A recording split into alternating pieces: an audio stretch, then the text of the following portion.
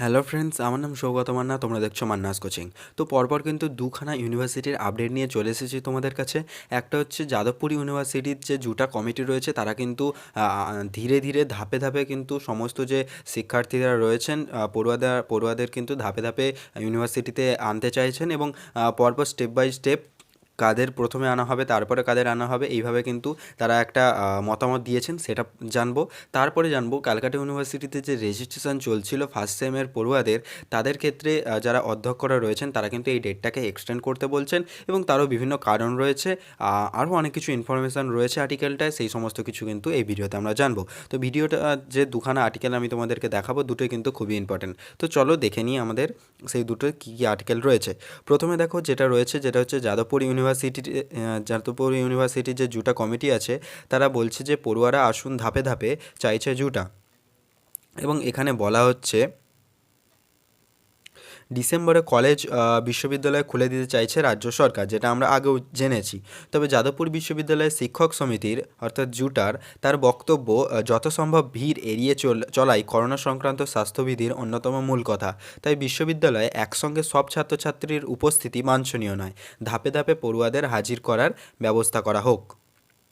বৃহস্পতিবার জুটার সাধারণ সভায় এই বিষয়ে আলোচনা হয়। সংগঠনের সাধারণ সম্পাদক পার্থপ্রতিম রায় পরে জানান, একসঙ্গে বিশ্ববিদ্যালয়ের সব বিভাগ খুলে দিলে কোভিড সংক্রমণ বেড়ে যাওয়ার আশঙ্কা আছে। তাই শিক্ষকদের মধ্যে আলোচনা হয়েছে, প্রথমে ইচ্ছুক গবেষকদের বিশ্ববিদ্যালয়ে আনা যেতে পারে, অর্থাৎ যারা পিএইচডি করছে বা ডক্টরেট করছে তাদেরকে প্রথমে আনা হবে। তারপরে যেসব গবেষকের ল্যাবরেটরি ব্যবহার করা জরুরি হয়ে পড়েছে তারা প্রথমে আসতে পারেন, তাদের জন্য হোস্টেলও খুলে দেওয়া যেতে পারে। সম্পূর্ণ স্বাস্থ্যবিধি মেনে গবেষকরা বিশ্ববিদ্যালয়ে এসে কেমন থাকছেন তা দেখার পরে স্নাতকোত্তর অর্থাৎ M.Sc যেগুলো রয়েছে বা বিটেক যেগুলো রয়েছে, তাদেরকে, বিটেক নয় এমটেক, স্নাতকোত্তর ইঞ্জিনিয়ারিং এবং বিজ্ঞান বিভাগে যেসব ছাত্রছাত্রীর প্র্যাকটিক্যাল করা জরুরি আনা যেতে পারে তাদেরও। অর্থাৎ প্রথমে আনা হবে যারা গবেষকরা রয়েছেন, যাদের ল্যাবরেটরি ইউজ করা খুবই জরুরি, তাদের ক্ষেত্রে প্রথমে আনা হবে। তারপরে আনা হবে ইঞ্জিনিয়ারিং এবং যে M.Sc ছাত্রছাত্রীরা রয়েছে স্নাতকোত্তর স্তরে, তাদেরকে, যাদের প্র্যাকটিক্যালগুলোর প্রাধান্যটা বেশি, তাদেরকে আনা হবে। তারপরে আনা হবে কলা বিভাগের ছাত্রছাত্রীদের বাড়ি থেকেই ক্লাস করতে দেওয়াই সমীচীন বলে মনে করছেন জুটার সদস্যরা। আর যেহেতু কলা বিভাগের অর্থাৎ আর্টসের যে সমস্ত স্টুডেন্টরা আছে তাদের ক্ষেত্রে যেহেতু প্র্যাকটিক্যালের কোনো ব্যাপারটা নেই, সেক্ষেত্রে তাদের ক্ষেত্রে কিন্তু বাড়ি থেকেই যে অনলাইন ক্লাস হচ্ছে সেই ক্লাসের মাধ্যমে কিন্তু পড়াশোনাটা চালিয়ে যাওয়ার কিন্তু পক্ষেই মত দিচ্ছেন জুটা কমিটি।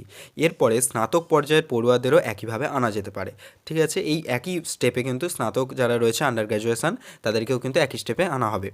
শিক্ষামন্ত্রী পার্থ চট্টোপাধ্যায় ডিসেম্বরে কলেজ বিশ্ববিদ্যালয় খুলে দেওয়ার কথা বললেও কবে খুলবে তার দিনক্ষণ এখনও জানানো হয়নি। পড়ুয়ারা কলেজ বিশ্ববিদ্যালয়ে কীভাবে আসবেন নির্দেশ দেওয়া হয়নি। এরই মধ্যে জুটা বৈঠকে বসেছিল। শিক্ষকরা এই নিয়ে আরও আলোচনা করবেন, তারপরে জুটার বক্তব্য কর্তৃপক্ষকে জানানো হবে বলে জানান পার্থপ্রতিমবাবু। তিনি বলেন, রাজ্যে করোনা সংক্রমণে ভাটার কোনো লক্ষণ দেখা যাচ্ছে না।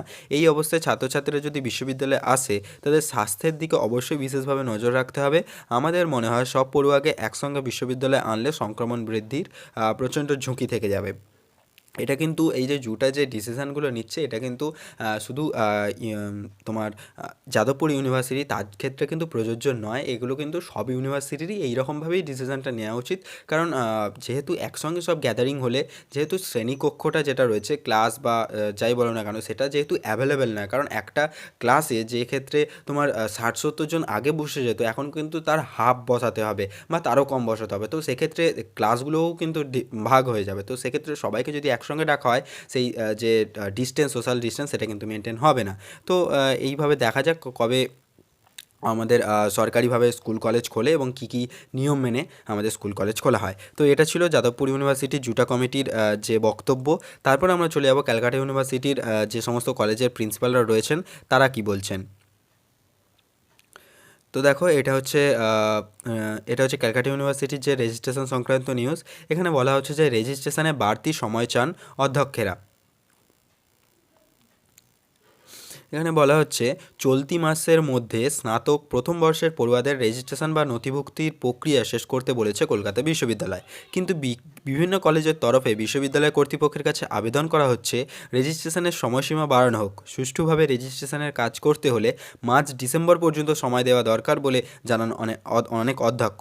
অর্থাৎ তোমাদের যে যারা ফার্স্ট সেমে রয়েছে তাদের যে রেজিস্ট্রেশন ক্যালকাটা ইউনিভার্সিটিতে, সেটার জন্য কিন্তু ডেট দিয়েছিল ক্যালকাটা ইউনিভার্সিটি 30শে নভেম্বরের মধ্যে সমস্ত জিনিসটা কমপ্লিট করে ফেলতে, এবং তার মধ্যেই কিন্তু ইউনিভার্সিটি যে পোর্টাল রয়েছে সেখানে কিন্তু তাদের সমস্ত ডকুমেন্টস আপলোড করে দিতে বলছে, কিন্তু যারা বিভিন্ন কলেজের অধ্যক্ষরা যারা রয়েছেন তারা কিন্তু এই সময়টাকে তোমার ডিসেম্বর পর্যন্ত এক্সটেন্ড করার দাবি জানাচ্ছেন। কেন জানাচ্ছেন সেটাও এখানে বলা হয়েছে। ডিসেম্বরে কলেজ বিশ্ববিদ্যালয় খোলার সম্ভাবনার কথা জানিয়েছে রাজ্য। বিশ্ববিদ্যালয় নির্দেশ দিয়েছে ক্লাস শুরুর আগেই 30শে নভেম্বরের মধ্যে রেজিস্ট্রেশন পর্ব শেষ করতে হবে। তারপরে বিশ্ববিদ্যালয়ের পোর্টালে রেজিস্ট্রেশনের তথ্য আপলোড করতে বলা হয়েছে কলেজগুলিকে। কিন্তু কলেজের অধ্যক্ষদের একাংশের বক্তব্য, রেজিস্ট্রেশন পর্ব শুরুই হয়েছে 13ই নভেম্বরের পরে। এই অবস্থায় 30শে নভেম্বরের মধ্যে কিন্তু শেষ করা সম্ভব নয়, কারণ প্রথমের দিকে কলেজগুলোই চিন্তাভাবনাই করতে পারছিল না যে কীভাবে ডকুমেন্টস ভেরিফিকেশানই বা হবে, আর কীভাবেই বা তাদেরকে একেবারে ন্যূনতম একটা ভেরিফিকেশান করে তারপরে রেজিস্ট্রেশনটা করা হবে, কারণ একবার রেজিস্ট্রেশন হয়ে গেলে সেটা কিন্তু ক্যান্সেল করার কিন্তু বড়ই কষ্টকর। এবং তারপরে বলা হচ্ছে যে করোনা সংক্রমণ এড়ানোর জন্য স্নাতক প্রথম বর্ষের ছাত্রছাত্রীদের রেজিস্ট্রেশন কাজ চলছে অনলাইনে। কাগজে কলমে সেই প্রক্রিয়া শুরু হয় অক্টোবরের মাঝামাঝি। প্রথমে অফলাইনে নথি যাচাইয়ের কথা বলা হয়েছিল, তারপরে 13ই নভেম্বর বিশ্ববিদ্যালয়ে জারি করার নির্দেশিকায় বলা হয় ছাত্রছাত্রীরা কলেজে হাজিরা দেওয়ার দরকার নেই, তারা সেলফ অ্যাটেস্টেড বা স্বপ্রত্যয়িত নথিপত্র স্ক্যান করে অনলাইনে জমা দেবেন এবং তার দেওয়া তথ্য অনলাইনেই যাচাই করতে হবে। ক্লাস শুরু হওয়ার পরে যদি দেখা যায় কোনো ছাত্রছাত্রী বা তাদের নথি ভুল রয়েছে, তাহলে রেজিস্ট্রেশন বাতিল হয়ে যাবে। এবং এই নির্দেশিকাটা দেওয়ার পরেই কিন্তু তোমাদের অফিসিয়ালি সমস্ত অধ্যক্ষরা একেবারে কিছুটা হলেও নিশ্চিন্ত হন। তারপরে কিন্তু অনলাইনে নথি যাচাই শুরু হয়, এবং আমরা দেখেছি যে আমাদের ক্যালকাটা ইউনিভার্সিটির আন্ডারের একটা কলেজ, উলুবেড়িয়া কলেজ, সেখানে কিন্তু গুগল মিটের মাধ্যমে ছাত্রছাত্রীর মুখ দেখে তাদের একেবারে direct face to face conference করে তারপরেই কিন্তু তাদের নথিপত্র যাচাই করা হচ্ছে। তো এক্ষেত্রেও কিন্তু অনেকটা সময় লাগতে পারে। এখানে নিউ আলিপুর কলেজের অধ্যক্ষ জয়দীপ ষড়ঙ্গী বলেন, ছাত্রছাত্রীরা ভর্তির সময় যেসব নথি দিয়েছিল তা দিয়ে রেজিস্ট্রেশন করা যাচ্ছে না, কারণ বিশ্ববিদ্যালয় সব প্রত্যয়নিত তথ্য চেয়েছে, অর্থাৎ সেলফ অ্যাটেস্টেড যে ডকুমেন্টস সেটা কিন্তু বিশ্ববিদ্যালয় চেয়েছে, কিন্তু যখন অ্যাডমিশন হয়েছিল সেক্ষেত্রে কিন্তু তারা সেলফ অ্যাটেস্টেড করে বেশিরভাগই দেয়নি। তো সেক্ষেত্রে সেই ডকুমেন্টস দিয়ে কিন্তু নথিপত্র যাচাই করা হচ্ছে না। এর ফলে নতুনভাবে কিন্তু সেলফ অ্যাটেস্টেড কপি স্টুডেন্টদের কাছ থেকে কালেক্ট করা হচ্ছে। তো এক্ষেত্রে কিন্তু অনেক তোমার সময় লেগে যাচ্ছে। তাছাড়া যারা ভর্তি হয়েছিল তাদের অনেকের সঙ্গে যোগাযোগ করতে অসুবিধা হচ্ছে, তাই ডিসেম্বরের মাঝামাঝি পর্যন্ত সময় পেলে রেজিস্ট্রেশনের কাজটি যথাযথভাবে করা যায়। তো এটাই ছিল পুরো নিউজটা, যেটা হচ্ছে অধ্যক্ষরা দাবি করছেন যে সময় চাইছেন আরও একটু মিনিমাম ডিসেম্বরের মাঝামাঝি পর্যন্ত, যাতে সমস্ত ছাত্রছাত্রীর রেজিস্ট্রেশন প্রসেসটা কমপ্লিট করা যায়। তো এই ছিল যাদবপুর আর ক্যালকাটা ইউনিভার্সিটির দুখানা গুরুত্বপূর্ণ নিউজ। তো ভিডিওটা কেমন লাগলো অবশ্যই নিচে জানিও, আর ভিডিওটার যদি কোনো ডাউট থেকে থাকে তাহলে অবশ্যই নিচে কমেন্ট করে জানাবে, আমি সেটার অ্যান্সার দেওয়ার অবশ্যই চেষ্টা করব। ভিডিওটা ভালো লাগলে অবশ্যই ভিডিওটাকে লাইক করবে, শেয়ার করে তোমাদের সমস্ত বন্ধুদের সঙ্গে, আর চ্যানেলটাকে সাবস্ক্রাইব করে নোটিফিকেশানটাকে অল করে রেখে দেবে এইরকমই এক্সক্লুসিভ কন্টেন্ট সবার আগে পাওয়ার জন্য। তো আজকের মতো এই পর্যন্তই। Thanks for watching.